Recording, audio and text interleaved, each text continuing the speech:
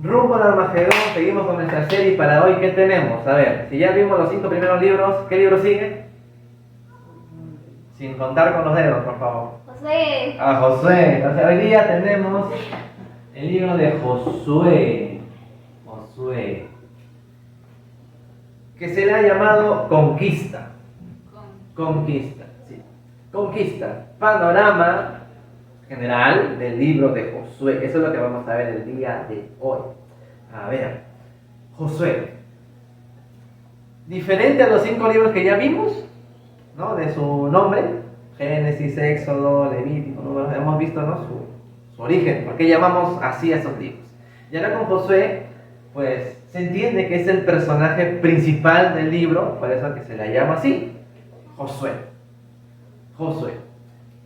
Para los judíos actuales, Josué tiene su nombre también. ¿Cómo lo pronuncian ellos? Es particular. Yehoshua, ¿no? Yehoshua. Yehoshua. Josué en hebreo, Yehoshua. Yehoshua. Así lo llama. Vayamos a Yehoshua capítulo 3. Entonces ellos saben que es el libro de Josué para ellos. Así lo llaman ellos. Y para nosotros, Josué viene de una larga tradición. ¿De dónde? ¿Se acuerdan? ¿Se acuerdan de dónde viene esto de acá? A ver. ¿Cómo se llama esta traducción? La traducción griega, la Septuaginta. Es ahí donde tiene otro nombre. ¿Qué les recuerda esta palabra, Yehoshua? ¿A qué les recuerda? A ver, bien, pensemos un poquito. Jesús. Es que en la Septuaginta, en el griego, le ponen así. Jesús nave. Así fue, pues, en la Septuaginta. El Antiguo Testamento en griego, claro, en griego sería Jesús Nahue, ¿no? Jesús Nahue, en griego. La Jesús nave, o también la nave, Jesús la nave. Ahí te vamos a explicar. En los primeros años del cristianismo, como eso ya lo dije la vez anterior, Jesús, los apóstoles y los primeros cristianos del siglo I, II, III, IV usaban esta traducción en sus sermones, en sus pláticas, usaban esta, no usaban la versión hebrea por si acaso, ellos usaban esta, la griega. ¿Por qué creen que todo el Nuevo Testamento es griego? Por una influencia. Hay una influencia griega en los tiempos de Jesús en adelante. Usan esta traducción los primeros cristianos, la Septuaginta, y ellos, conocidos como padres de la iglesia, ¿han escuchado ese término? Padres de la iglesia. Padres de la iglesia, no en el sentido católico, sino que fueron, digamos, los primeros obispos, pastores, que dirigieron grupos de iglesias en diversos lugares del Imperio Romano. A eso se les llama padres de la iglesia. O sea, son los que siguieron después de los apóstoles. Murieron los apóstoles, no siguieron más apóstoles, siguieron obispos, pastores, que guiaban a iglesias dispersas en diversas ciudades del imperio. Ellos son los padres de la iglesia. Y hay un padre que se llama Orígenes, así se llama. Orígenes, un padre de la iglesia, llama el libro La nave de Jesús, por esta influencia. Vayamos todos a la nave de Jesús. Y los primeros cristianos agarraban su Biblia, bueno, los que tenían posibilidad de tener una Biblia, porque en esos tiempos era difícil tener una Biblia, y se iban a la nave de Jesús, o sea, Josué. Hacían su discurso y hacían su homilia los primeros padres de la iglesia. ¿Por qué? Porque veían en el nombre a Jesús, como Jesús, el barco de salvación. Así lo veían los primeros cristianos, el barco de salvación. O sea, todo aquel que creía en Jesús estaba en ese barco, y estar en ese barco era ser salvado. Así lo tenían estos padres de la iglesia, los primeros cristianos. El mundo es salvado por Jesús, la nave. Y esto nos remitimos a Juan 3:16, ¿no? Porque de tal manera amó Dios al mundo, ¿no? Que Dios dio a su Hijo unigénito para todo aquel que en Él cree no se pierda, mas tenga vida eterna. Entonces, aquel que cree en Jesús está en su nave, salvado. Jerónimo, algunos le dicen padre de la iglesia, otros no lo consideran padre de la iglesia, pero Jerónimo le llama Josué Ben Nun. Así le llama, Jerónimo. Lo voy a poner acá, Jerónimo. Jerónimo, un padre de la iglesia, Jerónimo, le llama así, Josué ben Nun. Josué ben Nun. ¿Por qué ben Nun? Bueno, en la Biblia, si ustedes ven Éxodo y aparte de las genealogías, es hijo de Nun. Claro, porque en hebreo, esta palabrita en hebreo ben es hijo, significa hijo. Es hijo de Nun, y eso está en la Biblia. Hijo de Nun. Entonces, para Jerónimo, Nun significaba nave. Para él, este señor, por si acaso. No para todos. O sea, él decía, Josué, Jesús, el hijo, Jesús es la nave. El hijo, nave. Jesús la nave. Así lo veía él. Josué, hijo de Nun, bueno, es Jesús la nave. Jesús es el hijo, es la nave. Así lo veía él, Jerónimo. Por eso se le llama así por la iglesia. Bueno, después de pasar por la Vulgata Latina, la versión latina ya lo tenemos como Josué para nosotros. Porque es el personaje principal que vemos en el libro, desde el principio hasta el final, ¿no? Hasta su muerte, hasta el capítulo 24. Ahí lo vemos. ¿Muy bien? ¿Alguna pregunta, chicos y chicas del Señor? Por ahora no. Muy bien, entonces voy a borrar. Mejor no. Vamos con el autor. Autor, a ver. Siguiendo la hilación de los 5 primeros libros que hemos tenido. Adivinen qué. Hay posturas. A mí hay posturas. La postura conservadora. Así se le llama. La postura conservadora dice. A ver, la postura conservadora. Vamos a poner acá. Dice que fue Josué mismo el autor. Josué mismo. Josué. Fue Josué. Y punto final. ¿No? Para ellos es Josué. Y tiene sus argumentos, por si acaso. Que si yo les digo aquí, me voy a extender mucho. Es para un tema, para discusión con hermanos. Y he hablado bastante de esto. Con mis ex alumnos también les decía, Josué, la postura conservadora, hay muchos pasajes que indican esto. Bueno, y también registros fuera de la Biblia, otros libros de antiquísimos también, que dice que, bueno, se ampara esta postura en que Josué fue el autor. Pero hay razones para la otra postura, que es la postura crítica, la postura académica, que así la hemos llamado nosotros. Aunque algunos también le dicen postura liberal, ¿no? Porque se sale de lo conservador, pero no necesariamente tiene que ser liberal. Puede ser crítico académico. Hay razones de crítica académica, o sea, interna del mismo libro, que indica que no pudo ser solamente Josué el que empezó a escribir el libro y que lo terminó. No pudo ser él. ¿Por qué? ¿Se acuerdan de la muerte de Moisés? Ya, si Moisés se muere, ¿quién escribió su muerte? Porque la postura conservadora dice, Moisés escribió todos los 5 libros, ¿no? Pero si se murió, ¿cómo escribió su muerte? Ya, igual pasa acá. Vayamos a Josué capítulo 24. Vamos a Josué capítulo 24. En el versículo 29. En nuestras versiones modernas siempre ponen subtítulos, ¿ah? Pero ese subtítulo no está en el original, ¿no? En las copias que tenemos ahora de la Biblia, eso no está. Ya, muy bien. En la Reina Valera o en cualquier otra Biblia, ¿qué dice el subtítulo que le dan ahí en el versículo 29? ¿Muerte de quién? ¿Muerte de quién? ¿24 qué? Muerte de Josué, así dice, ¿no? Ahí está como un titulito ahí, en el versículo 29. Muerte de Josué. Es que justo esos versículos van a hablar de que Josué se muere y lo enterraron por ahí. Bueno, no voy a leer el texto, pero como Josué se muere y la postura conservadora, ¿verdad? Se me lengua la traba. La postura conservadora dice que no fue Josué todo, pero si se murió, ¿cómo es posible que escribió su muerte?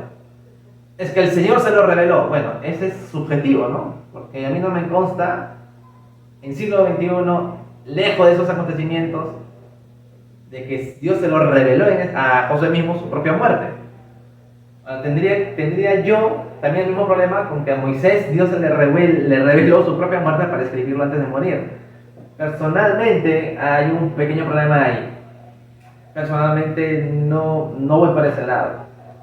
es más sensato y además un poquito más plausible y comprobable decir que fue otro quien escribió su muerte de Josué, alguien más. Entonces la postura crítica de estos textos, por ejemplo, a ver, vayamos a ver Josué capítulo 15. Josué capítulo 15, rapidísimo por favor. Estoy usando esta vez la Reina Valera. Esta vez estoy usando la Reina Valera. A ver. Si ustedes leen capítulo 15 de Josué, versículos 13 hasta el 17, está hablando de la conquista de Hebrón y de Vir. ¿Sí? ¿Lo tienen? A ver. Caleb está reclamando, ¿no? A Josué. Josué, cuando estuvo Moisés, tú y yo fuimos los que dijimos, sí se puede. Y Moisés dijo que Dios me iba a prometer tierra. Es ahí donde, acá justo en este texto, en el 15:13, donde Caleb, dame mi tierra, Josué. Muy bien. Anda. No es que Dios se lo dio facilito, ¿no? Como nosotros a veces nos gusta, ¿no? Quiero sacarme 20 en el examen. Y van por lo más fácil, ¿no? El plagio. No, tienes que estudiar.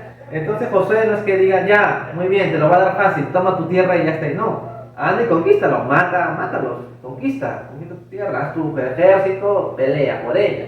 Entonces, implica un esfuerzo.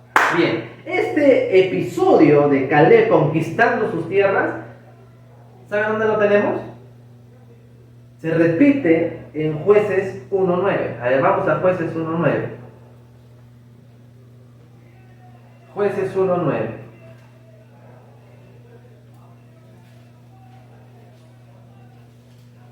Jueces capítulo 1, versículo 9.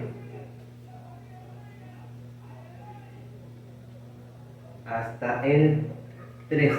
No lo vamos a leer, pero ahí dice: Otoniel conquista de Bir y Axa, y Judá conquista Jerusalén y Hebrón. Claro que en Josué dice que fue Caleb, y otra perspectiva es en Jueces, donde dice Judá conquista Hebrón y después de Bir. Bueno, pero es la misma historia. Es la misma historia. En Jueces 1, del 9 al 13. O sea, estas sesiones son repetidas. Son repetidas. Por lo que estos críticos, ¿no?, ven que no pudo ser Josué solamente el autor. Josué no pudo ser solamente el autor. Por cuestiones como estas. Puede ser anónimos. Y que dentro de estos anónimos esté incluido Josué, o que haya puesto de su parte Josué. Parte. Pero más son los anónimos, no se sabe. Más son los anónimos. Pasajes como Josué 5:1 también. Josué 5:1. A ver, vayamos a Josué 5:1. Hay que reforzar esta idea porque la crítica saca también evidencia interna. O sea, estamos yendo al mismo libro, al mismo libro de Josué, donde la crítica da textos para decir que no fue Josué el autor total del libro. Josué 5:1. A ver, ¿qué dice Josué 5:1? Lo voy a leer en Reina Valera. Cuando todos los reyes de los amorreos que estaban al otro lado del Jordán, al occidente, y todos los reyes de los cananeos que estaban cerca del mar oyeron cómo Jehová había secado las aguas del Jordán delante de los hijos de Israel hasta que hubieron pasado, desfalleció su corazón y no hubo más aliento en ellos delante de los hijos de Israel. Ya, aquí está la clave. Y que está en tercera persona. Si se dan cuenta, dice, pasaron en seco el río Jordán, delante de los hijos de Israel pasaron, hasta que hubieron pasado. O sea, siempre el que está contando aquí esta historia no se incluye, sino que él está solamente viendo la acción y dice en tercera persona, hubieron ellos hubieron pasado. No dice, hemos pasado, no dice. Entonces, estos detalles de persona, de gramática, ¿no?, de la muerte de Josué, sacan la crítica y dicen, no puede ser Josué, tiene que ser otro, un testigo ocular, quizá de la misma época de Josué, o cerca, o que formó parte de esta conquista, y pudo escribir. Y así muchos textos también. Por ejemplo, la muerte de Josué, que es probable, es una de las teorías que lo pudo hacer el sacerdote Eleazar. Cuando muere Aarón, ¿se acuerdan cuando muere Aarón en el peregrinaje de los 40 años? Muere Aarón, ¿quién le sucede? Su hijo, Eleazar, el segundo sacerdote de Israel, históricamente hablando.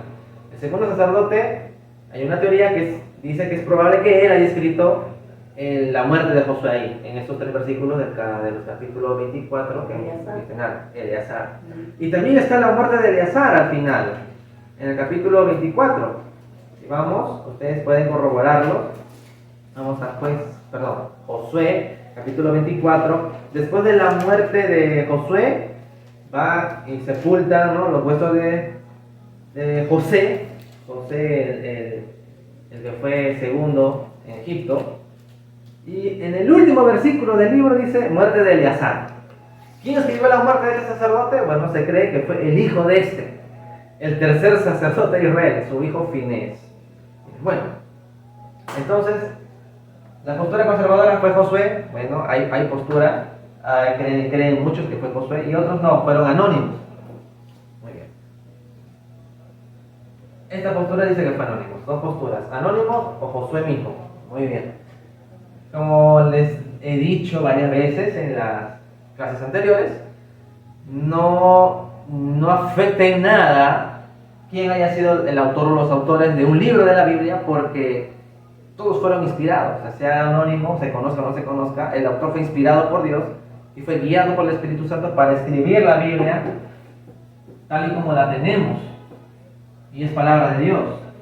No atenta en nada la autoridad de la Biblia, no atenta en nada la infalibilidad de la Biblia. Yo creo en una postura u otra, no hay problema, no afecta en nada. Sigue siendo palabra de Dios, y si tú lees Josué, va a haber palabra de Dios para ti, que te anima, que te consuela, que te exhorta, que te va a indicar, ya el pecado de acá, ya ves, confiesa tus pecados, pecador, no ocultes tus pecados. Eso es lo importante. Muy bien. Ahora, vamos a ver. Fecha de composición. Vamos a ver la fecha. En cuanto a la fecha de composición del libro, ¿qué tenemos? A ver, depende de qué postura seamos, ¿no? Si somos de la postura conservadora, como hemos visto el autor, si somos de la postura conservadora, pues se data entre el año 1400 y 1300. Acá, 1400 a 1350 antes de Cristo, que se pudo escribir en todo ese lapso del tiempo el libro, ¿no? Porque en ese tiempo vivió Josué. Ahí. Si somos de la otra postura, de la postura crítica, académica, de las ciencias bíblicas, ellos proponen este tiempo, 1240 al 1190 aproximadamente. Por si acaso son aproximaciones, ¿sabes? Aproximaciones. Hicieron de acá. ¿Por qué? ¿De dónde viene todo esto? Viene de la postura del faraón. ¿Se acuerdan que vimos el faraón en Éxodo? Ambas posturas. Entonces, si yo elijo una, me va a seguir jalando la otra postura, porque Josué continúa después de Moisés. Entonces, la postura conservadora es esta, 1400, y la postura crítica de 1240, en este tiempo, hasta el año 1190, aproximadamente. Muy bien. Entonces, cualquiera de las dos posturas que tengamos, independientemente, no afecta a la autoridad divina del libro, no afecta, es palabra de Dios. ¿Alguna otra pregunta? ¿Todo está comprensible? Muy bien. Vamos ahora con la parte un poquito más larga, pero lo voy a tratar de condensar, ¿ya? A ver, vamos con la estructura. El bosquejo general, sintético. A ver, tenemos una parte, la comisión de Josué. Comisión de Josué. A ver, la comisión de Josué. Es donde el Señor le dice 3 veces: esfuérzate y sé valiente. Esfuérzate y sé valiente. Eso lo vemos del 1 al 9. Esfuérzate y sé valiente. Esfuérzate y sé valiente. Luego tenemos la entrada a la tierra. Entrada a la tierra. Hay que tener presente esto, que la entrada a la tierra se refiere a la tierra de Canaán. O sea, todavía no era tierra de Israel, era la tierra de Canaán. Ahí, ¿no? Eso va del 1.10 al 5.12. 1:10 al capítulo 5, versículo 12. Ahí están entrando a la tierra, están viendo, mandando espías para ver qué hay en la tierra. Pasan el Jordán, hacen un campamento, se preparan. Cuando entran, espían, tienen todo bajo, digamos, ya su estratagema bien hecho, obviamente dirigido por Dios, porque Dios le da la estratagema, la estrategia a Josué. Recién ahí van con la conquista. Conquista de la tierra. Conquista de la tierra. Conquista de la tierra. Muy bien. Y aquí va a haber, pues, ¿no? La caída de Jericó, la conquista de Ai. Acá va a estar el pecado de Acán también, porque se agarró del botín. Acá también va a estar el tratado con los gabonitas. José fue engañado. La conquista del territorio del sur, conquista del territorio del norte. Y al final hay un resumen también de las conquistas, ¿no? Territorios conquistados por Rubén, por la tribu de tal, por la tribu de tal, y reclama su territorio cada tribu. Ahí lo vemos en la conquista. En la conquista. Ahora, la conquista va del 5:13 al 12:24. 5:13 al 12:24. Ahí está toda la conquista, las batallas, las peleas. Josué ganando, obviamente. Bien. Y por último tenemos distribución de la tierra. Claro, porque el Señor les prometió la tierra, distribución de la tierra. Distribución de la tierra. Obviamente que si Dios les prometió la tierra, no era solo para un grupo selecto, era para todos, todo Israel. Ellos tenían que distribuirse. Y miren que cuando ustedes lean esta parte de la distribución de la tierra, ¿quién crees que fue el último en escoger su tierra? A ver, no adivinen, traten de recordar. Esto va del 13:1 al 22:34. Del 13:1 al 22:34. Todos se repartieron la tierra. ¿Quién cree que fue el último en escoger su tierra? Está cerca. Fue una persona. No, Gabriel no. Fue una persona que escogió último. Y sabiamente lo escogió. Josué. A ver, voy a partir esto. Josué fue el último en la distribución. ¿Y sabes por qué es sabia esa decisión? Porque imagínate, ¿no? Él siendo líder, y el líder, pues, tenía el derecho, en realidad, de ser el primero. A ver, la tierra más buena es para mí. Entonces, eso iba a generar quizás una animadversión por sus hermanos, de sus hermanos. Que se ha creído Josué, que porque Dios lo llamó, yo también participé en la guerra, porque se agarró el pedazo más grande, pero a mí me da un pedazo chiquito. O sea, se imaginan todo el aniversario. Si a Moisés le fregaban la paciencia sin ninguna tierra, imagínate estando en su tierra, ¿no? Por eso esta decisión sabia al último de decidir, ¿no? Ese José fue ahí sabio, dirigido por Dios. Esa es mi aplicación que yo hago, ¿no? Al último escogió la tierra, listo, santo remedio, todos están contentos con la tierra que han escogido y distribuido, y yo también con mi tierra aquí, que fui el último. Y él no se quejó y nadie se quejó. Listo. El único problema es que Josué no dejó, digamos, un legado, ¿no? Porque cuando él se muere, va a haber desastres en el tiempo de los jueces, pero eso lo vamos a ver la próxima semana. Y por último, en el último, porque acá tenemos 4, el último es pues ya los últimos días de Josué.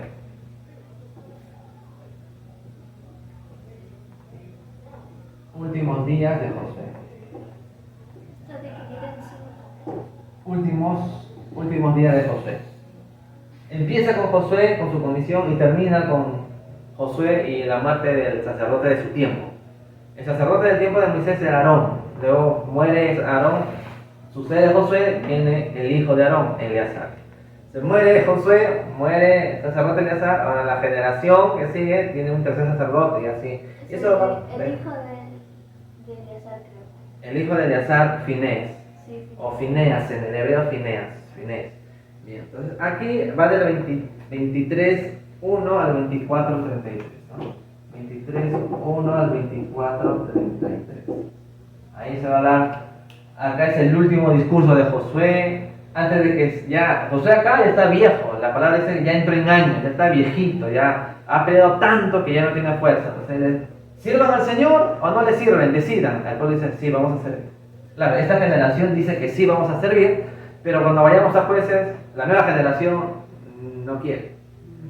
Es rebelde como tú comprenderás. Amén. Digan amén. Somos rebeldes. Queramos o no, a veces fallamos en nuestra debilidad, pero ya lo vamos a ver, ya lo vamos a ver. Ya lo vamos a ver. Bueno, el Señor lo juzga, yo no lo juzgo. El Señor dice, ¿poquito? Yo imagino al Señor, ¿qué? A ver, así, ¿no? Como la roca. ¿Poquito? Ese Señor lo juzga, no, yo no lo voy a juzgar. Muy bien. ¿Alguna pregunta aquí con esta división de 5 partes? Es sintético, ¿ah? Sí. Muy bien. Entonces, eso quiere decir que al principio, literalmente, está contando parte del principio del legado de Jesús. Claro, acá Moisés está muerto ya. O sea que Josué se trata simplemente de Josué y todo lo que pasó Sí. durante su época. Claro, además, la elección de Josué fue dado antes ya, en Deuteronomio se ve. Ya Dios lo eligió a él. Y Moisés ya le pone su manto, ¿no? Y le cambia de nombre. Porque él se llama, ¿cómo se llama Josué en realidad? Oseas, ¿no? Oseas,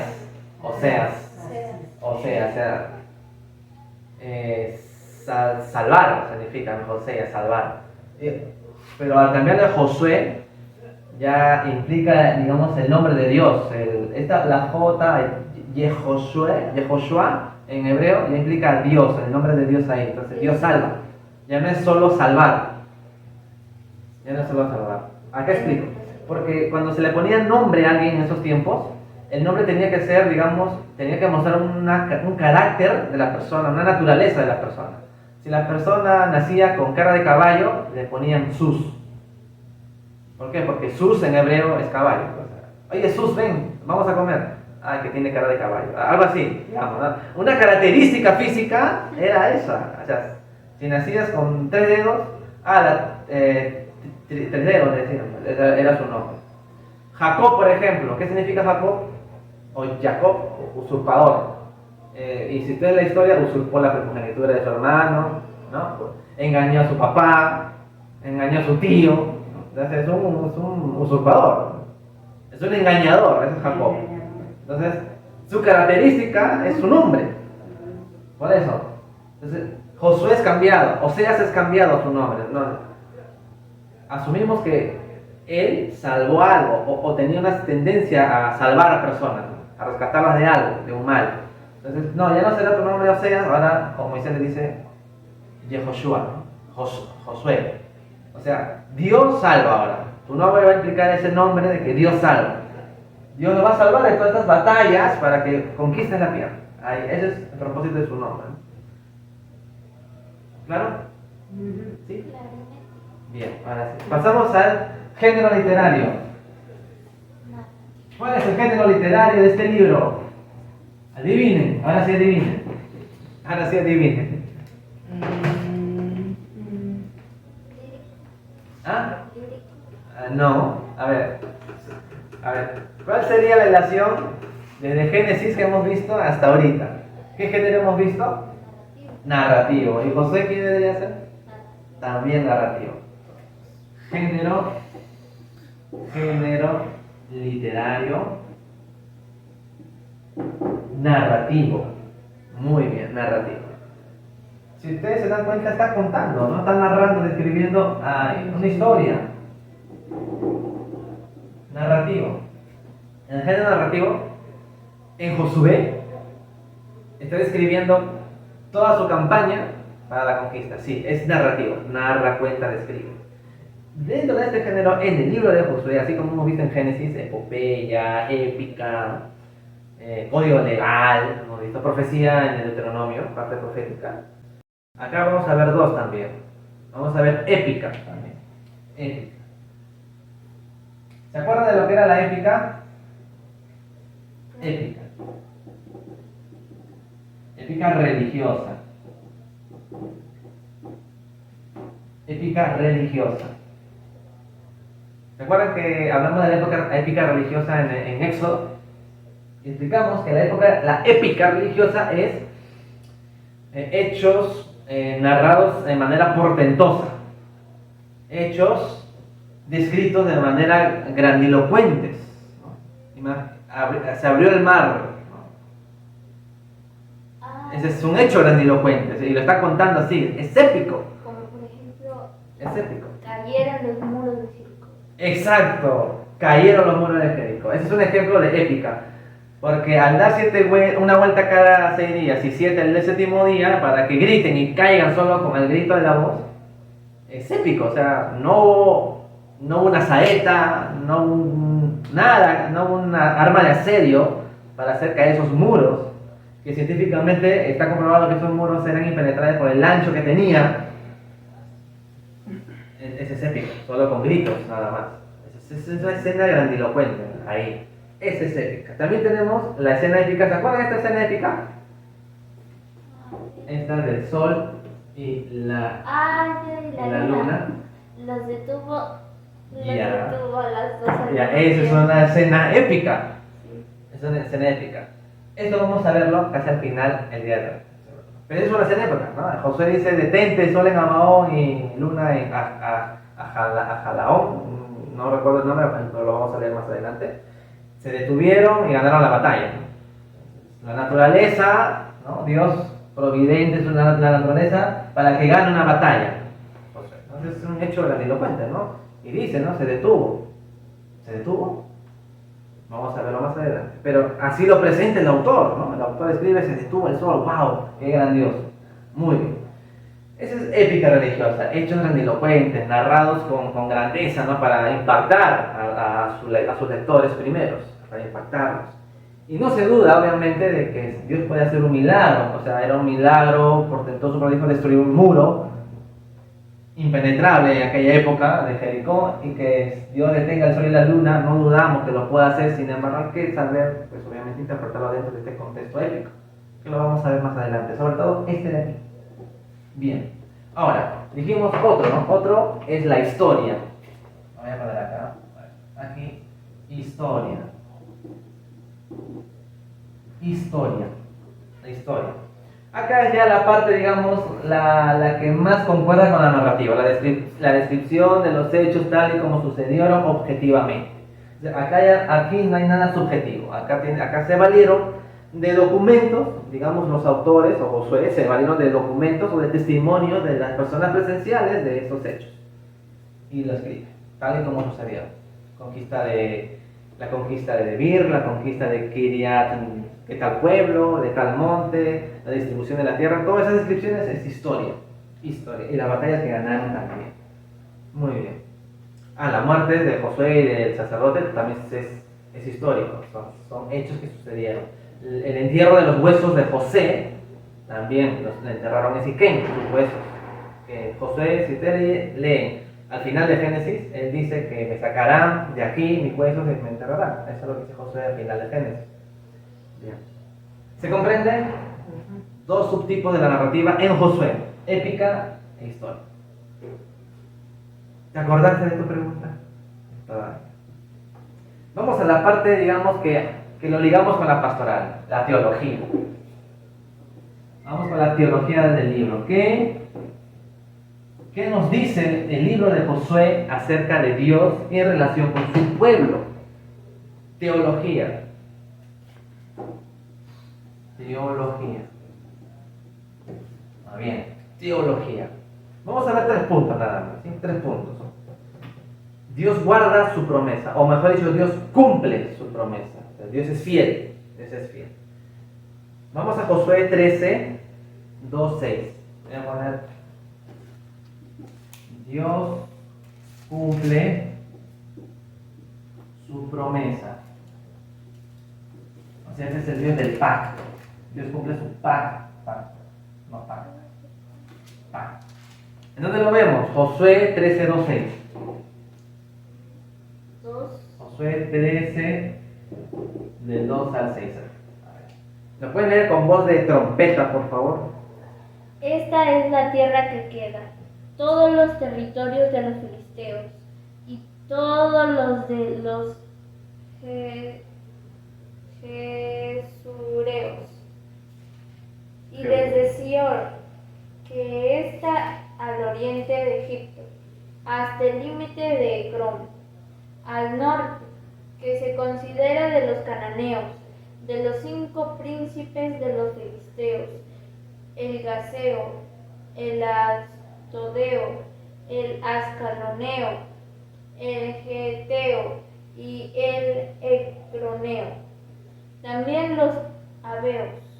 Al sur toda la tierra de los cananeos y Mejara, que es de los sidonios, hasta Afec, hasta los límites del Amorreo, la tierra de los Giblitas y todos los Líbanos, todo el Líbano, hacia donde sale el sol, desde Baal-Gad al pie del monte Hermón, hasta la entrada de Hamat. Todos los que habitan en las montañas, desde el Líbano hasta Misrefotmaim. Todos los sidonios, yo los exterminaré delante de los hijos de Israel. Solamente repartirás tú por suerte el país a los israelitas por heredad, como te he mandado. Ya está. Muy bien. La tierra que Dios le prometió a Abraham, Isaac y a Jacob, Dios ya la cumple aquí. Aquí la cumple. La tierra, aún sin conquistar, o mejor dicho, ya la conquistada, te la distribuyes. Ya está con tu tierra. Lo que le prometí a Abraham, que iba a ser una nación grande, te daré una tierra, ahí está. Ya está cumplida ahí. Los descendientes de Abraham, que era el pueblo de Israel en ese momento, ya tienen su tierra. Ahí lo cumplió. Ahí lo cumplió. Muy bien. Obviamente que este es uno de los textos. Es uno de los textos nada más. Hay otros textos que si tú lees más o menos más adelante, 23, capítulo 22, 23 y 24, José mismo también va a decir que acuérdate que esta es tu tierra que el Señor te da y que Él no ha faltado ninguna palabra que Él te prometió, no ha faltado. Él te dio la tierra ya. Ahí se cumple. Es su promesa. Dios ha guardado su promesa, su pacto hecho con Abraham, con Isaac, Jacob, con ellos. Ya lo cumplió ahí. Les dio su tierra. Ahora, que los judíos actuales estén esperando una tierra futuro, hay que pensarlo, que Dios ya dio la tierra. Acá Dios ya dio la tierra a Israel de la Biblia. Que ahora haya cristianos, ¿no? Que Israel todavía no conquistó tierra, hay que pensarlo, hay que reflexionar. Y cuando vayamos a Apocalipsis vamos a hablar sobre eso. ¿Sí? Porque algunos creen que no, Israel, Dios le va a dar la tierra.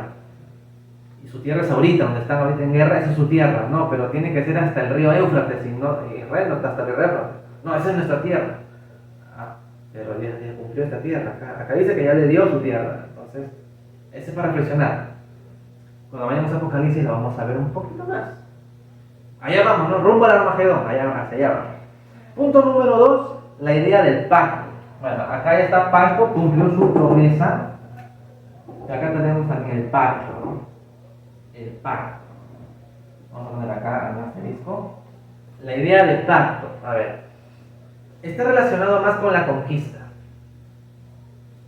Batalla tras batalla, guerra tras guerra, ¿no? Ir, prácticamente, digamos, sabiendo que puedes morir en una batalla, tenías que tener una plena confianza en Dios. Porque Israel no era un pueblo guerrero, no era como Egipto, que sí tenía su ejército, no era como Babilonia, que sí tenía un ejército. No era como los hititas más al norte de Israel, que sí tenía un ejército. Cada pueblo tenía su ejército, sus militares.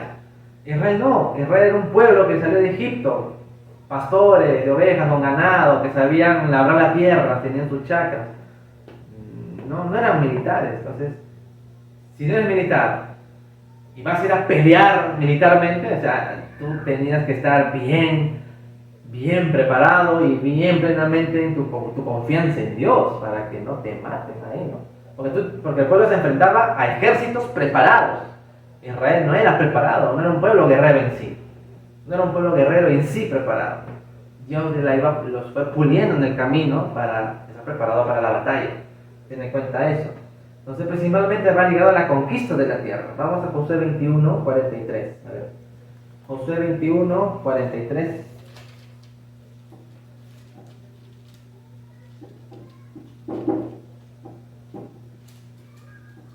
43 y 45. ¿Quién dice? Con voz de trompeta, a ver quién.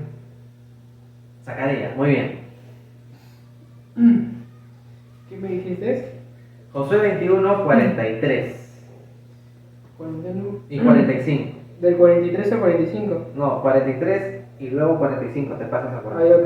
De esta manera dio Jehová a Israel toda la tierra que había jurado dar a sus padres, a lo proyeron. Y la poseyeron. Y la proseyeron y habitaron a ella. 45. 45. Ahí está. No faltó palabra de todas las buenas promesas que Jehová había hecho a la casa de Israel, todo se cumplió. Ah. Entonces, ya si un hermano te dice, no, pero Israel todavía tiene su tierra. Espérate, acá dice que ya Dios cumplió con darle la tierra. Así que hay que hacer, ahí hay algo que reflexionar en Apocalipsis. Cuando estemos en Armagedón, ahí vamos a ver todo esto. Pero ya hay luz, o sea, por eso les digo, ¿no? Para entender los asuntos del Apocalipsis hay que ver los otros libros. Hay partes. En Apocalipsis dice, el árbol de la vida, y todo aquel que lo agarre, coma, ¿no? Y tiene vida eterna. ¿Dónde está eso? Hace referencia a Génesis, donde hay un árbol, también de la vida, ¿no? Cuando pecan Adán y Eva, Dios qué dice, hay que expulsarlos porque si no van a extender su mano ¿a qué árbol? De la vida. Para entender esa parte del Apocalipsis hay que leer el Génesis. ¿Se dan cuenta? Entonces, es necesario entender y estudiar, ¿no? O comprender de alguna manera general al menos los 65 libros anteriores a Apocalipsis para entender Apocalipsis. Muy bien, acá estamos viendo esa parte, la tierra, porque sí, Dios prometió una tierra, cielo nuevo y tierra nueva, es lo que dice Apocalipsis, ya, hasta allá vamos a ir. Entonces su pacto es que Dios le había dicho a Abraham, comenzando con él, que te daré una tierra, ve, sale tu parentela y ve a la tierra que te mostraré. O sea, su pacto es de tierra, su pacto de tierra. Cuando lo cumple, bueno, guardó su pacto al darle la distribución y al ser sedentarios en esta tierra. Y Josué le dice, no faltó palabra de Jehová, todo se cumplió con la tierra, le dio la tierra. Muy bien. El pacto se cumplió. Y este pacto se va a ver más, digamos, cumplido o más, digamos, portentoso cuando llega David y Salomón, porque ellos son los que conquistan más y literalmente Salomón conquistó y se extendió el reino de Israel. ¿Qué tal pacto? Entonces ya se cumplió ahí. Bueno, Israel es obediente, cautivo. Eso lo vamos a ver más adelante. Pero sí cumplió el pacto del Señor. No faltó. Según este texto que hemos leído, no faltó nada. Dios cumplió en darles la tierra. Si bien recuerdo después, o sea, el reinado de David, ahí ocurrieron más cosas. Claro que sí. Ahí fue donde cayó más Israel. Cayó más por su desobediencia, pero sí hay partes donde él sí conquista como rey y con su hijo también conquista. Claro, ese es el lado que la Biblia muestra, el lado pecador del hombre, que sí nos tiene que enseñar algo, ese lado que no debemos hacer. Exactamente. Cuando lleguemos a esos libros vamos a ver generalmente, ¿no? La vida de David, de Saúl y Salomón. Por último punto teológico que tenemos el logro del reposo. Reposo. ¿Han escuchado el día de reposo? El día de descanso. ¿Cuál es el día de reposo? Cuando descanso. Ya, bueno, en el calendario el día de domingo es el reposo, ¿no? Calendario. ¿no? Pero el calendario hebreo dice otra cosa, que es el sábado. Ya es bueno, no es sábado, es el Shabbat. Ajá. El error es que el error es creer que Shabbat significa sábado, cuando no es sábado. Porque los judíos nunca pusieron nombres a los días. El único nombre que se le dio al día era el Shabbat nomás. El Shabbat era su séptimo día. Entonces, pasaba ese Shabbat, volvía al conteo de nuevo. Día 1, o sea, el día 1 antes del Shabbat, así le llamaban. Día 2 antes del Shabbat. Día 3, día 4, día 6 antes del Shabbat. Llega el viernes 6 viernes para nosotros, ¿no? Llega ese sexto día a las 6 de la tarde, empezó su Shabbat. O sea, para nosotros sería viernes, ¿no? Viernes de las 6 de la tarde hasta 6 de la tarde del sábado, es su Shabbat de ellos. Pero nunca tenía nombre el pueblo de Israel. Nunca le pusieron nombre a los días, solamente ese día era considerado reposo. Ahora, el día de reposo, con Cristo, tenemos el reposo todos los días en realidad. Pero si lo queremos aplicar de alguna manera, el día de reposo es el día en que tú no trabajas en realidad. Que no va a coincidir necesariamente que sea domingo. Por ejemplo, yo trabajo los domingos ahora. O sea, mi reposo no es domingo. Es hoy mi reposo, porque los sábados no trabajo. Ese es mi día de reposo. Porque el Señor, miren, el Señor dice en sus mandamientos, acuérdate del día de reposo, ¿no? El cuarto mandamiento. 6 días trabajarás. Yo trabajo 6 días. De domingo a viernes trabajo. Están mis 6 días. Y el séptimo para mí es hoy, sábado, que no he trabajado. Ese es el sentido. O sea, no trabajes ese día, porque Dios dice que te reposes. O sea, si soy literal, el día que tú no trabajas es tu séptimo día. Es tu séptimo día. ¿Se entiende? Entonces, el día que no trabajas es tu séptimo día. Ya hay, ahora lo que tú hagas en ese día, en el Señor, tú lo haces. Horas de temprano, alabas con tu familia.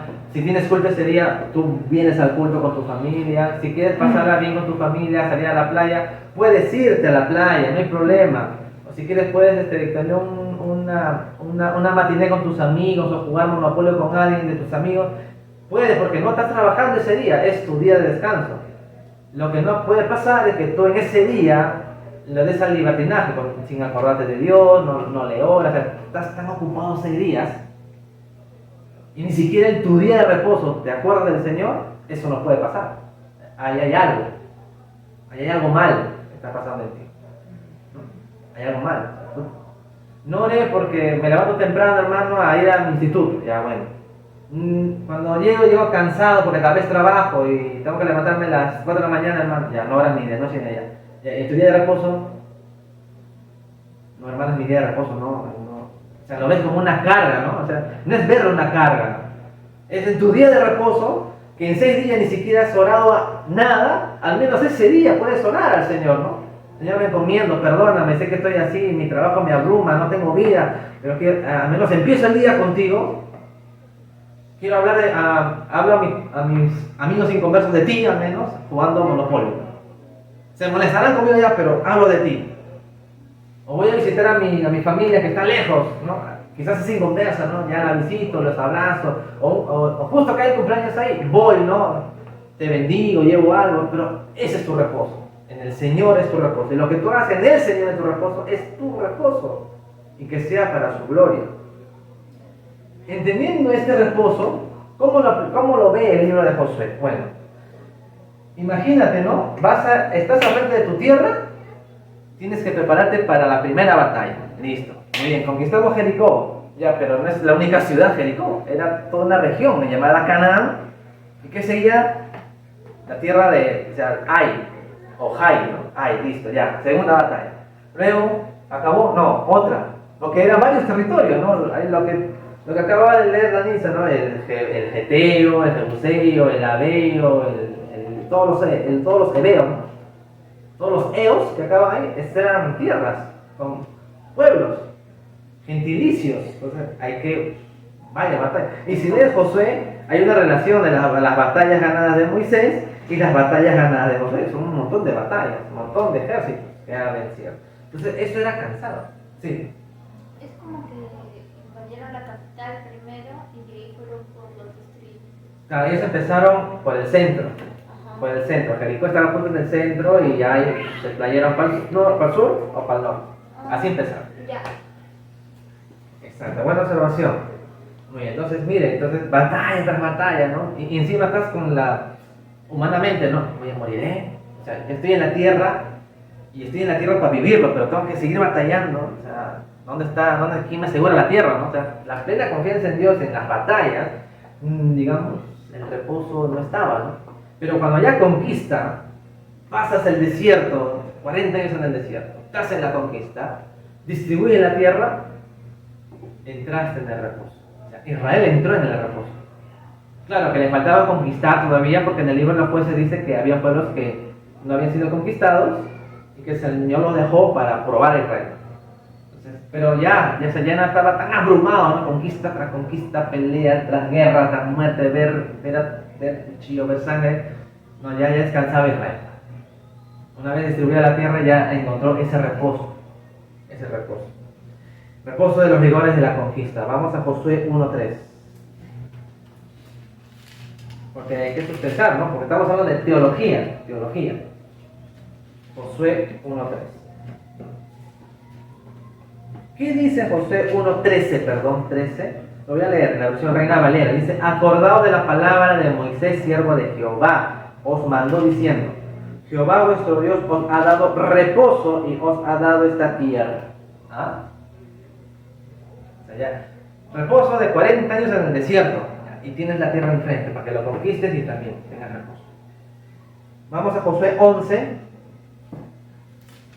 Josué 11:23. Voy a colocar acá mientras que lo buscan. A ver. Josué 1:13 y también el 11:23. Hablando del reposo, 11:23. A ver, ¿qué dice Josué 11:23? Tomó pues Josué toda la tierra conforme a todo lo que Jehová había dicho a Moisés, y la entregó Josué a los israelitas por herencia, conforme a su distribución, según sus tribus, y la tierra descansó de la guerra. Ahí estamos, ¿no? Tanta conquista, muerte, destrucción, sol detente, y que los gabonitas se burlaron de Josué. ¿Has visto ese capítulo? Los gabonitas: somos extranjeros, haz pacto con nosotros, no, protégenos. Pero los gabonitas eran parte de Canaán, que también tenía que ser exterminados. Cuando engañaron a Josué, Josué por un pacto no podía romper, tenía que proteger a los gabonitas. Bueno, todo eso terminó. 40 años del desierto, rigor de la conquista, matando, conquistando, ya descansa. Ahora, ¿quién es nuestro reposo? Obviamente que es una sombra, por si acaso. ¿Quién es el Señor del sábado? En el Nuevo Testamento, el Señor del sábado es Cristo. Cuando Jesús se pelea con los fariseos, o sea que tú sí puedes sacar el día de reposo a tu animal, pero no permites que sea sanada una mujer, milagrosamente. Eso es lo que se quejaban los fariseos. O sea, tú sí quieres sacar a tu burro en el día de reposo, cosa que la ley lo prohibía, según ellos, pero no permites que una mujer jorobada o un ciego sea sanado en el día de reposo. El día de reposo era para eso, para descansar en Cristo. Y Cristo viene: yo soy el reposo, yo soy el dueño del reposo. Y yo di el reposo para el hombre, para que él repose, no para que tú estés descargado en el reposo. Eso quiso decir Cristo. Entonces Cristo vamos a tener un tiempo en donde vamos a estar fatigados, sí, tanta obra del Señor en mi casa, en mis estudios, sí. Pero va a llegar un momento en que el Señor te dice: ¿sabes qué? Tus sueños estaban dentro de mi voluntad y lo lograste. Aplicándolo, ¿no? 5 años de teología, hermano Daniel. 5 años en donde tú has sufrido, has hecho una tesina, has hecho tus resúmenes, has madrugado. Y yo solo dormía 3 horas, hasta 3 horas dormía nada más, porque al día siguiente tenía que trabajar, que yo iba a estudiar de noche. Encima, ir hasta acá a mi casa llegaba a 12 de la noche, sin comer, a veces. Reposé después de 5 años. Claro, si estás dentro de la voluntad del Señor, lo lograste, reposa. Ya reposé, ya me gradué. Claro que la pandemia extendió el tiempo. No fueron 5 años, fueron 7 más o menos. Pero reposé, después de 7 años salí junto con mi esposa, ¿no? En bachiller. Y tú también tendrás algo, un pesar, un estrés, ¿no? trajinar la obra del Señor, qué sé yo, pero Cristo es tu reposo, ¿no? Cristo va a ser nuestro reposo. En esos momentos de estrés es donde debemos buscar al Señor. Él es el reposo, ¿no? De tanto trajinar, de tanto estrés. Porque esta vida, en el trabajo, en los estudios, no puede pasar. Pero el Señor quiere que confiemos en Él y nos busquemos su reposo. Él es nuestro reposo.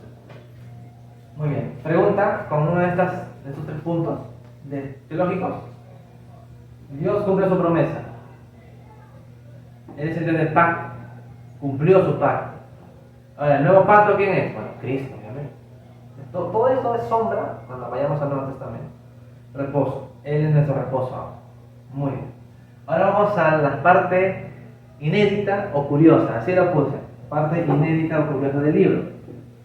Lo puse así porque en los libros de la Biblia hay partes en donde es necesario atenderlas. Y no se predican así como así. Solamente se ven en foros, en youtubers que discuten, pero en la iglesia a veces no se ve. Porque hay cierto temor, ¿no? Que no entiendo. Sí, a veces un pastor no entiende o no tiene los materiales suficientes para dar la enseñanza a la iglesia respecto a un tema que es difícil de entender a veces en la Biblia. Pero gracias al Señor que sí hay hermanos que sí lo entienden y hay material en internet. Y sí ustedes lo pueden buscar. Vamos a ver 2 datos curiosos, inéditos, con respecto al libro de Josué. A ver, el primero. A ver. Cayó Jericó. Así, pregunta. ¿En verdad cayó Jericó? Porque lo dice la Biblia. Bueno, eso es para nosotros, ¿no? O sea, nosotros sí creemos que cayó Jericó, el pueblo gritó, las murallas se derrumbaron y el pueblo recién ya al ataque y mataron a todos, menos a Rahab, ¿no? Que sacaron a su familia de Rahab y convivió con el pueblo de Israel hasta hoy, es lo que dice el texto, bueno, hasta hoy del tiempo del autor, obviamente. Ya. Pero hay un dato arqueológico que niega este hecho, lo niega. A ver.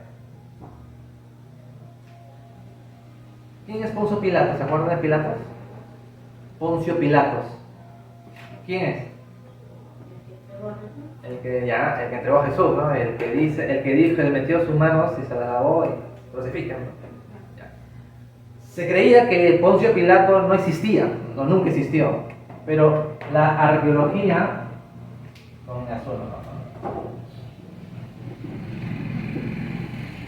La arqueología ha encontrado un artefacto de piedra, un monumento en donde se menciona Poncio Pilato, ¿no? Que el gobernador de la región de Judea, donde estaba Jesús en su tiempo. Entonces la arqueología ha demostrado así que sí existió Poncio Pilato, el que se lavó las manos y mandó a crucificar a Jesús. Lo mismo pasa aquí con Jericó. No hay, hay una arqueóloga, Kenyon. La arqueóloga Kenyon, voy a escribir bien, ¿ya? Kathleen Kenyon, una arqueóloga británica alrededor de 1950, 1960, va a Jericó, ve que hay artefactos, ¿no? Los examina y llega a la conclusión de que Jericó no fue derrotado por los israelitas, como dice Josué, sino que se destruyó 100 años antes de que Israel llegara a la tierra prometida. Por lo tanto, que cuando Israel, según Josué, cuando llegan, los israelitas no derrotaron a nadie, es lo que dice Kenyon. Es lo que dice Kenyon. ¿Y en base a qué? A sus investigaciones arqueológicas. Porque esta es una ciencia fáctica, así es conocida, una ciencia de facto, o sea, tangible, de hecho, ¿no? de comprobar con artefactos. Ahora, ¿cómo han respondido? Bueno, lamentablemente muchos creyeron en esta posición de Kenyon, que no puede ser que la Biblia tenga un error, ¿no? Entonces dijeron, no, la Biblia no dice la verdad, que el pueblo de Israel nunca destruyó Jericó. Entonces, en ese tiempo se creía que Kenyon tenía la razón. Muy bien. ¿Cómo respondemos a esto? Al margen de que nosotros podamos entender y comprender y creer por fe de que lo que dice la Biblia es cierto y que sucedió históricamente, muy al margen de ello que sí lo creemos, ocurrió que apareció otro arqueólogo Otro arqueólogo. Ahora, no he comprobado este dato, pero sí le investigué al menos un poquito. Brian G. Wood. Brian G. Wood. Este arqueólogo contradice a la señora Kathleen Kenyon. También fue al mismo lugar donde está Jericó, donde supuestamente Jericó estaba ahí, ¿no? Ya destruida. Y este arqueólogo dice que la señorita o la señora Kenyon se equivocó. La señora Kenyon se equivocó. Él dice así: Kenyon no buscó en los lugares correctos. No buscó en los lugares correctos. Lo que este señor sí hizo, ¿no? Porque si está afirmando que ella no buscó en los lugares correctos, entonces él sí lo buscó para contradecirla. Entonces, ¿qué halló en el lugar correcto? Bueno, halló muros, o sea, cuando excava alguien se encuentra pedazos de piedra, ladrillos o adobes quemados, ¿no? Ahora, muros quemados. Halló artefactos también quemados, artefactos con ceniza. ¿Has visto cuando se quema la olla chinchana, la olla de barro? Cuando se quema con el fuego, pues, ¿no? Se pone negro, ¿no? Ya, así ha encontrado este señor artefactos con hollín negro, ¿no? Que es ceniza. Pasas el dedo, es ceniza. ¿Qué más? Y encontró las casas de Jericó con bastante grano, o sea, grano de trigo. ¿Por qué? Hay un dato en Josué 3, versículos 14 y 16, hay un dato que dice que antes de la conquista de Jericó, Jericó almacenó comida, almacenó granos. Josué 3, 14 al 16. Antes de que sea conquistado, Jericó almacenó granos y entonces cada casa tenía su almacén de granos. Cuando este señor Wood, o Brian Wood, ve que las casas tienen granos, almacén, ¿no? Granos, almacén.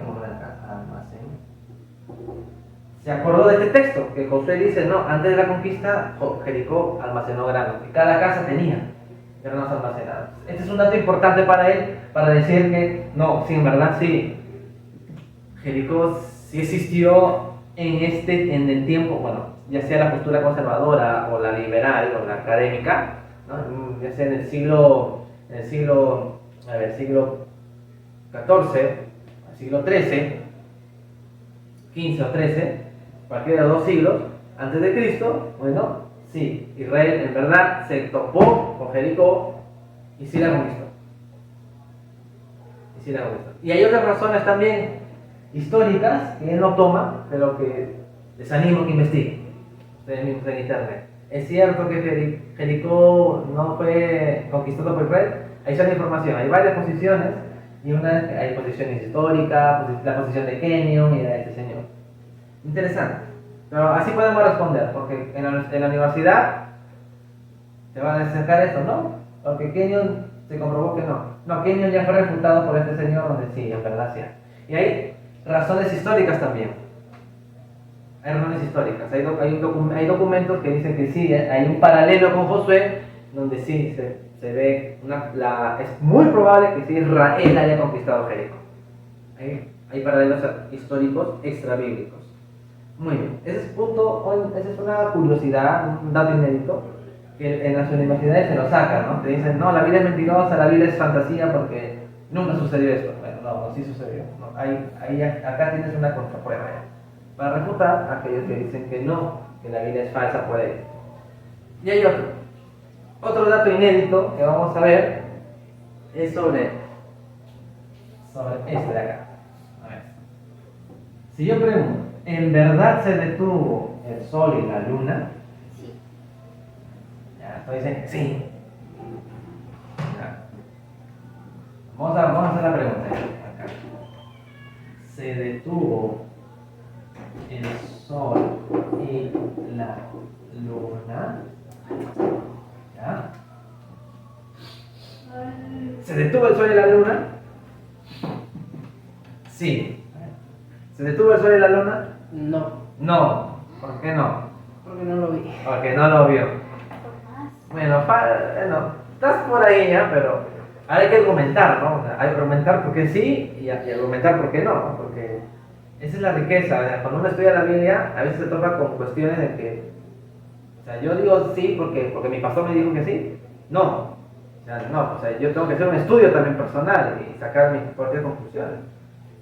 Eso está, me refiero a Hechos capítulo 17, donde Pablo está en Berea y los bereanos escuchan la palabra, pero dice, no, los bereanos investigaban la palabra de Dios para ver si era cierto lo que Pablo predicaba. Entonces, esa es la actitud que tenemos que tener nosotros. Cualquier prédica que tú escuches en internet, en Facebook, en TikTok o acá en la iglesia, tú tienes que ser como los bereanos. Investigues en tu casa a ver si el pastor dijo la verdad, o si el hermano Daniel te está mintiendo. ¿Cómo lo compruebas, no? Tienes que tener esa actitud, ¿no? De comprobar de los bereanos. Muy bien. A ver, vamos a Josué capítulo 10, porque ahí está ese texto donde se defiende el sol. Josué capítulo 10, versículo 12 y 13. A ver, alguien con voz de trompeta, con voz de arcángel, que lo lea. Josué 10, vamos a colocarlo, ¿no? Josué 10, del 12 al 13. A ver, ¿qué dice?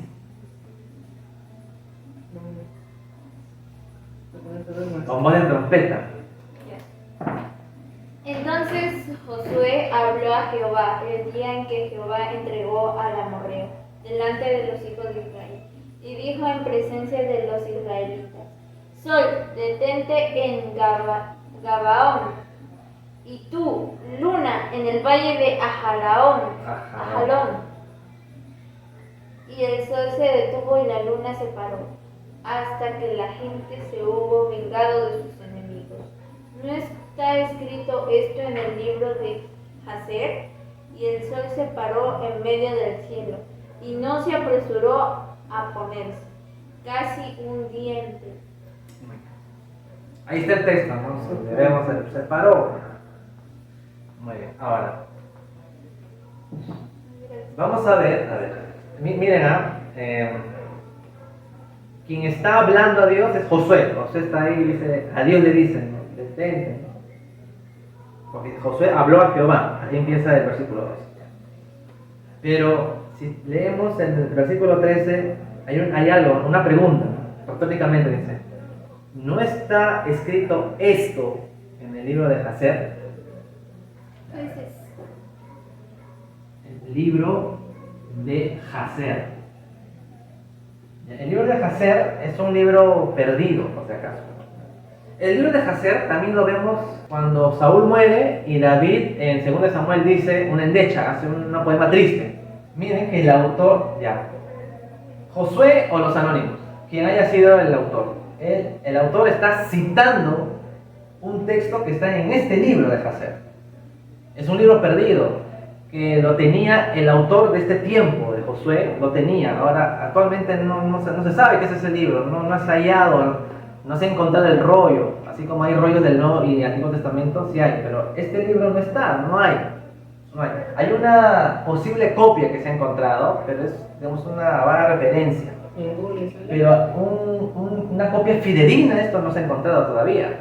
Entonces, pero se cree que este libro de Jacer es un libro que tiene contenido poético y simbólico. Poético y simbólico, vamos a poner acá, ¿no? Poético y simbólico. Entonces, ahora, si ya estoy viendo que el autor del libro de Josué está citando un libro que es poético, simbólico, ¿en verdad se detuvo literalmente el sol? No, porque es poético ya. ¿Se acuerda que los salmos es poesía? No puedo interpretar. Porque Jehová es mi pastor. ¿Jehová es un pastor de verdad? No, la Biblia está diciendo que el Señor lo va a cuidar como un pastor cuida una oveja. No es que Dios sea un pastor literal. Entonces, si libro poético y simbólico, vendría a ser esto como algo literal. O sea, no de tanto exacto. Metafórico, es metafórico. Exacto. O sea, ya, entonces, literalmente, ya con esto podemos decir que el sol no se detuvo. Pero, o sea, ¿qué quiere decir entonces? Porque en el versículo 13, el sol se detuvo. Si yo lo leo así, acá, como está escrito, o sea, entiendo que es detener, o sea, se detuvo el sol. Pero al ser poético y simbólico, la cita de donde se saca este libro, de Hazer, ¿qué quiere decir se detuvo en este tipo de literatura simbólica? ¿Me dejo entender? Entonces, hay que interpretar este texto. Literalmente, ya descartamos que el sol no se detuvo, ni la luna. Literalmente, no ocurrió. Pero, ¿qué quiere decir entonces con que sí se detuvo? Porque seguimos leyendo que el sol se paró en medio del cielo y no se apresuró a ponerse casi un día entero. Se da a entender que sí se paró, ¿no? Al final del versículo 13. Vamos para allá. Para entenderlo, nosotros tenemos que interpretar, hay un principio de interpretación. La Biblia se interpreta con la misma Biblia. Ese es un principio de interpretación. Cualquier texto que yo quiera leer, tengo que usar este principio. Apocalipsis lo tengo que interpretar con otros textos de la Biblia. Entonces, ese principio nunca se olvida. Nunca se olvida. No interpreten un texto yéndose a internet. No. Usen en la Biblia mismo la interpretación. La Biblia se interpreta con la misma Biblia. Entonces, sol y luna. Sol y luna. Esta cita de Hazer que toma el autor de Josué hace mención del sol y luna. El sol y la luna, en los tiempos de Josué, que está conquistando un territorio cananeo muy idólatra, lo tenían como dioses. Dios sol, Dios luna. Entonces, para estos pueblos cananeos eran dioses. Los astros eran dioses. Pasamos por ahí. Ahora, como era un pueblo pagano, idólatra, al que se tenía que conquistar, ya Dios había advertido que cuando conquistes, no hagas las cosas que hace ese pueblo. ¿Dónde lo vimos eso, hermano Daniel? En Deuteronomio. A ver, vamos a Deuteronomio. Deuteronomio 4. Deuteronomio 4, a ver, sí. A ver, vamos rápidamente. Deuteronomio, capítulo 4. No pierdas Josué 10, 12, donde estamos viendo ese texto. Pero en Deuteronomio 4, a ver, alguien con voz de trompeta, Zacarías. ¿4 qué? 19 y 20. 19 y 20. Claro. ¿Dónde está? Deuteronomio 4, 19 y 20. Dice, no sea que se alcance sus ojos al cielo, y viendo el sol y la luna a las estrellas, y todo el ejército del cielo, seas impulsado y te inclines A ellos. y te inclines a ellos y les sirvas, porque Jehová tu Dios los ha concedido a todos los pueblos debajo de todos los cielos. Pero a vosotros Jehová os tomó y os ha sacado del horno de hierro de Egipto para que seas el pueblo de su heredad como en ese día. Gracias, muy bien. Entonces, en el versículo 19 está clarísimo que hace mención del sol y la luna. Aquí no debes adorar, ni te inclinarás, no te inclines a ellos. ¿Por qué? Porque Canaán los tenía como dioses. Dios luna, Dios sol, Dios estrellas. Lo adoraban. Entonces Dios nos prohíbe acá. Prohibido. No vas a adorarlo. Entonces, Hazer,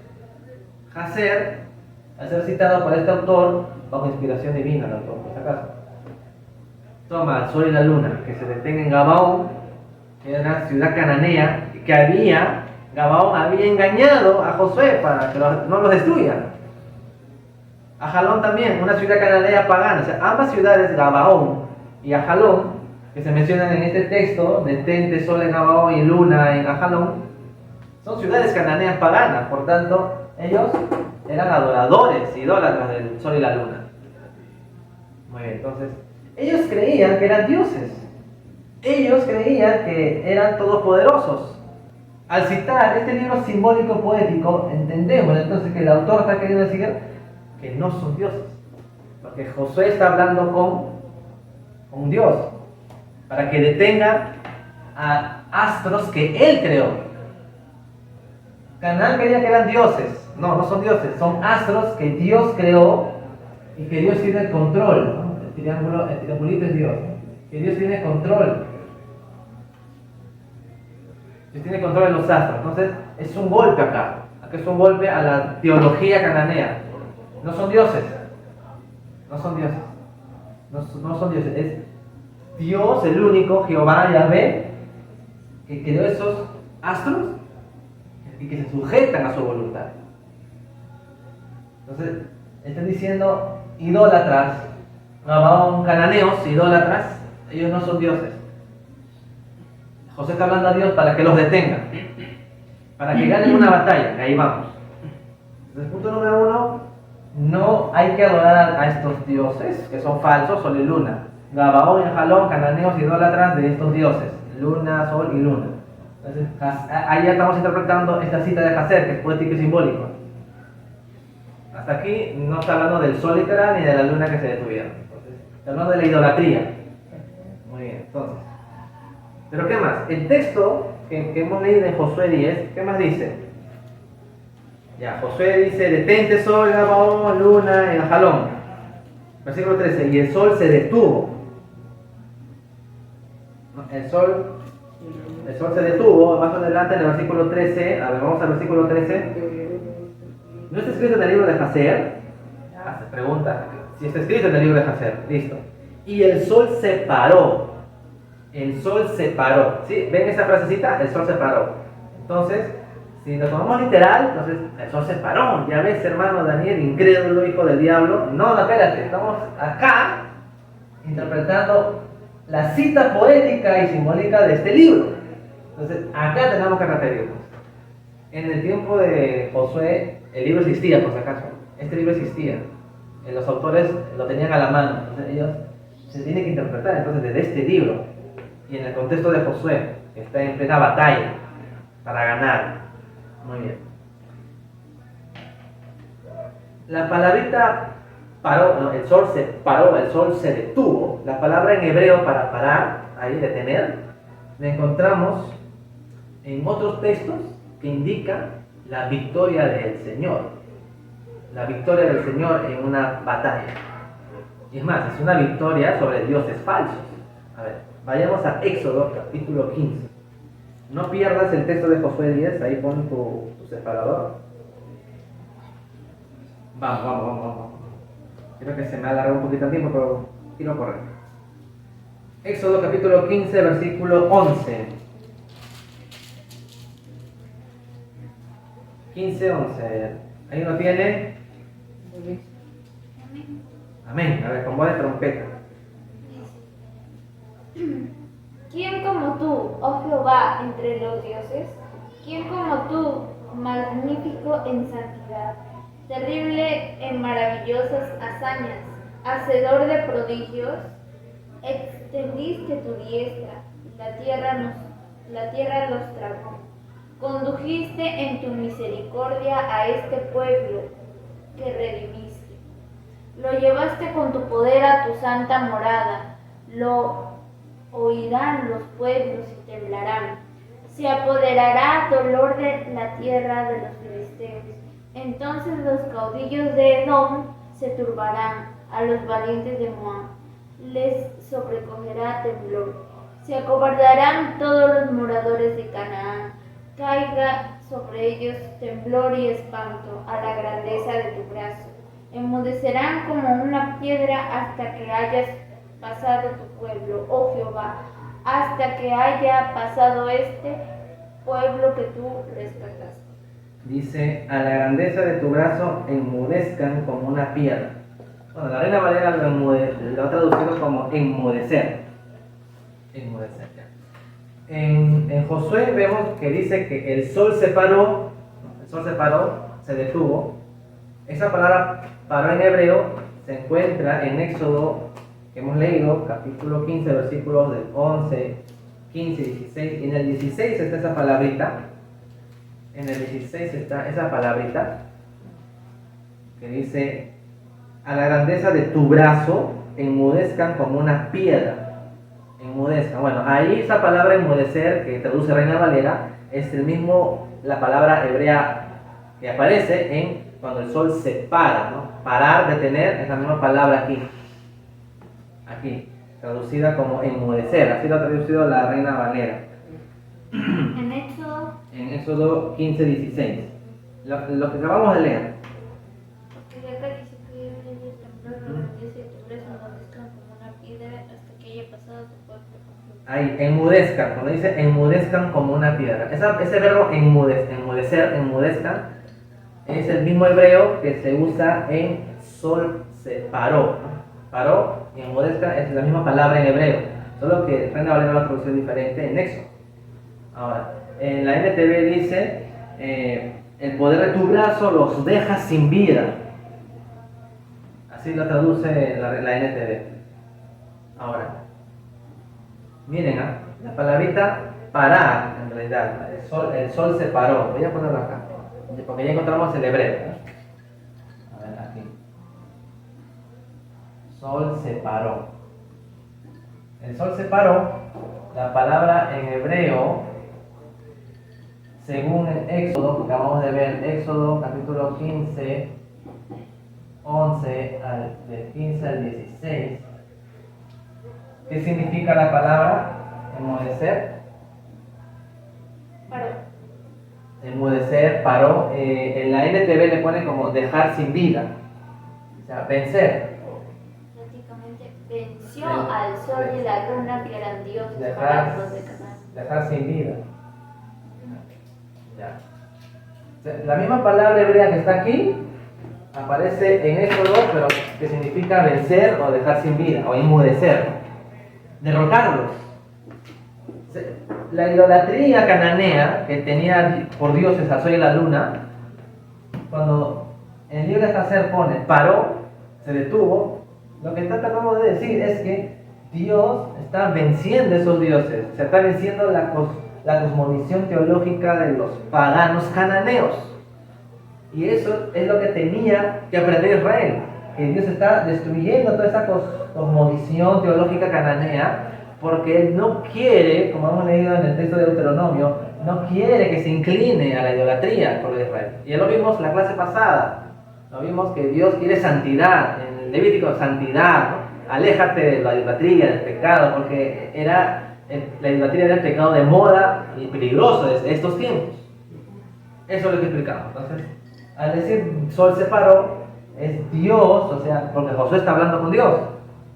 Acá, Josué está hablando con Dios. Entonces, se paró, entonces Dios está destruyendo la teología, la cosmovisión teológica de los cananeos idólatras. No, ellos no son dioses, yo soy el Dios. O sea, Dios, así como Egipto vimos en Éxodo 14, 12, yo ejecutaré mis juicios en los dioses de Egipto, dice Jehová. De igual manera acá, está ejecutando los juicios a la idolatría de Canaán.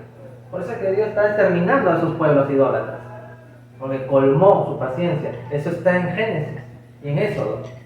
Cuando habla con Abraham le dice, todavía no colma el amorreo mi paciencia, así le dice, para que yo los destruya. Porque la paga del pecado es muerte. No hay contradicción aquí, no hay contradicción. Muy bien, entonces el sol se paró y ¿qué expresa? Que Dios está venciendo a los dioses falsos, la cosmovisión idolátrica de los cananeos ahí. Muy bien, hasta aquí. ¿El sol se paró literalmente? No se paró literalmente. Estamos interpretando en la poesía que está aquí, el simbolismo del libro de Hacer, citado por el autor de Josué, para dar a entender esto. Porque está, ¿cuál es el contexto? Una batalla. El contexto es una batalla. Es una batalla. Se reunieron reyes cananeos, 5 reyes, para pelear contra Gabaón. Y Gabaón pide ayuda a Josué porque había un pacto entre ellos y Josué los ayuda. Ese es el contexto, una batalla, una guerra. Entonces miren cómo el Señor está peleando ahí. Muy bien. Por último, vamos a ver, hay una palabrita allí. Vamos a Josué de nuevo. Josué capítulo 10, nuestro texto del sol se paró. Versículo 13. Y el sol se detuvo y la luna se paró, ¿ya? Hasta que la gente hubo vengado de sus enemigos. ¿Quiénes? Gabaón. Porque Gabaón estaba siendo atacada, ¿no? Gabaón y con la ayuda de Israel. Gabaón con la ayuda de Israel están peleando, se están vengando. Están reprimiendo el ataque de estos 5 reyes cananeos que estaban peleando contra ellos dos. Ahí está la palabra vengar. ¿Ya? La palabrita vengar, ¿dónde la encontramos? En Deuteronomio también. ¿Buscaron Deuteronomio 32, como les dije? Vamos a ese texto. Deuteronomio 32. Y estamos finalizando, ¿ya? Con esta última prueba. ¿32 qué? Deuteronomio 32, 43. 43. Deuteronomio 32, 43. Y lo voy a leer, ya que ambos ya hemos leído. Vamos al versículo 43. 32, 43. Dice: Alabad, naciones, a su pueblo, porque él vengará la sangre de sus siervos y tomará venganza de sus enemigos y hará expiación por la tierra de su pueblo. ¿Y quién va a hacer venganza? Dios. Claro, obviamente. Dios está hablando. A ver, tenemos todo el capítulo 32. Es el cántico de Moisés. Es el cántico de Moisés, ¿no? Alabando al Señor por sus prodigios, por sus portentosos milagros. Y él va a vengar. Ya. La misma palabrita. Lo que vemos acá. Hasta que la gente hubo vengado a sus enemigos. ¿Quiénes? Gabaón y Israel peleando contra los 5 príncipes cananeos. Dios venga. Venganza. Venganza. A ver, ¿dónde lo vemos? Acá, Deuteronomio 32, 43. Deuteronomio 32, 43. Muy bien. Ahora, ¿qué significa esto? A ver. Estamos en el contexto de guerra. El sol y la luna son dioses. Acá Dios es parar, vencer. El término parar es vencer, dejar sin vida a quién. A esos dioses falsos. O sea, la cosmovisión cananea estaba equivocada, eran idólatras. Dios tiene que vencer eso, porque está perdiendo a su pueblo que se incline a esos dioses que son falsos y que no son dioses en realidad. No son dioses. Ahora, venganza. ¿Por qué venganza? La venganza nunca es buena, como diría el filósofo Don Ramón, ¿no? La venganza nunca es buena, bate el hambre y la venena. Bueno, Moisés lo cantó anteriormente. Entonces, lo que estoy diciendo acá es que al detener, o sea, la expresión detente sol o detente luna, pues Israel, el Dios de Israel, perdón, no solo permite que Josué derrote a sus enemigos, ¿no? Sino que también hace que todos los dioses de Canaán, porque obviamente este era uno de los dioses cananeos, del sol y la luna, se inclinen ante el Señor único y verdadero. O sea, tomaron venganza por lo que hicieron anteriormente. O sea, la venganza aquí no es que el pueblo, digamos, con alevosía de sí mismo se vengaba, sino es que es Dios el que está peleando por ellos. Eso significa venganza en este contexto. Es Dios peleando. Así como Moisés dijo, Él vengará, Dios, pues acá Dios está, digamos, por medio de ese contexto de guerra, se está vengando de sus enemigos para destruir esta idolatría. Porque estos eran paganos, estaban adorando a astros. En la única adoración, ¿a quién se le merece? Pues Dios, ¿no? Solo a tu Dios honrarás, no te inclinarás a imágenes, dice Dios, en sus mandamientos. No te inclinarás a ella cuando entres a la tierra de Canaán, ni al sol, ni a la luna, ni a los astros, dice el Señor. Acá, en Deuteronomio 4. Muy bien, entonces, ¿se detuvo el sol literalmente? No. No. ¿Se detuvo la luna literalmente? Tampoco. No. Es una expresión poética, simbólica.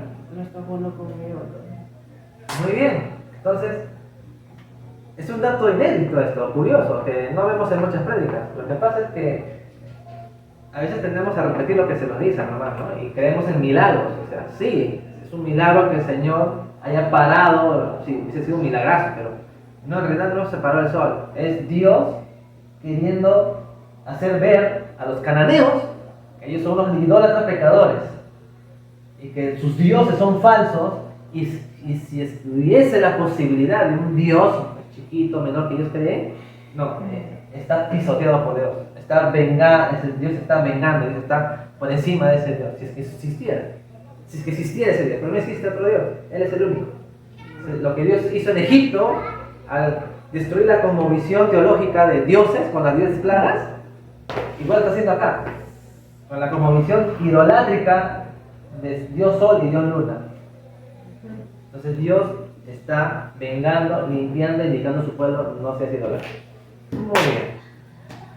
¿Alguna pregunta? ¿Ninguna? Era necesaria. Muy bien. Hasta aquí nuestra lección de